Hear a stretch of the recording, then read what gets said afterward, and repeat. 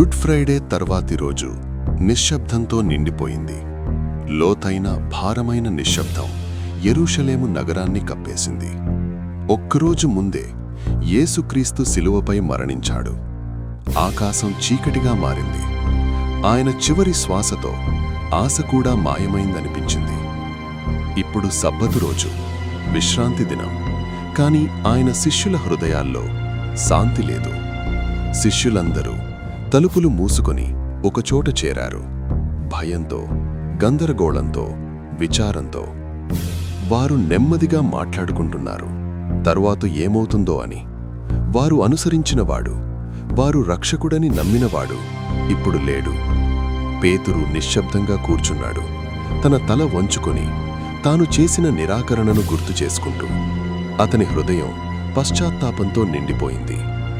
నగరానికి బయట ఒక సమాధి భారీ రాయితో మూసివేయబడింది. రోమా సైనికులు కాపలా కాస్తున్నారు. చాలామందికి ఇదే ముగింపు, కాని దేవుని యోచన ఇంకా కొనసాగుతోంది. సబ్బతు ముగిసింది. ప్రభాత కిరణాలు కనిపించసాగాయి.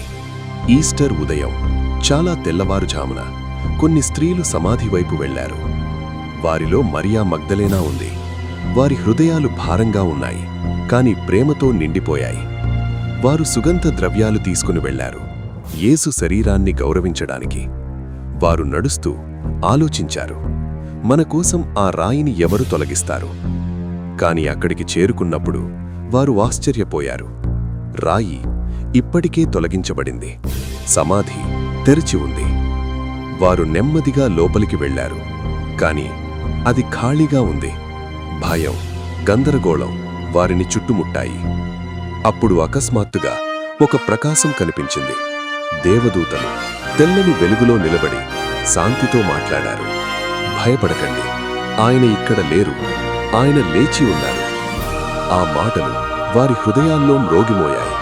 విచారం ఆశ్చర్యంగా మారింది. భయం ఆనందంగా మారింది. వారు పరిగెత్తారు ఈ వార్తను చెప్పడానికి. మొదట శిష్యులు నమ్మలేదు. అది అసాధ్యంగా అనిపించింది. కాని పేతురు మరియు యోహాను సమాధి వైపు పరిగెత్తారు. వారు చూసినదే అదే నిజం. సమాధి ఖాళీగా ఉంది. ఆ రోజు తరువాత శిష్యులు మళ్లీ ఒకచోట చేరారు. అప్పుడు అకస్మాత్తుగా యేసు వారి మధ్య నిలిచాడు. మీకు శాంతి కలుగును. ఆయన స్వరం శాంతితో, ప్రేమతో నిండిపోయింది. అప్పుడు వారు గ్రహించారు, ఆయన బ్రతికి ఉన్నారు.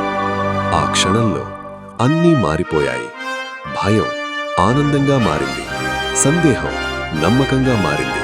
చీకటి వెలుగుగా మారింది.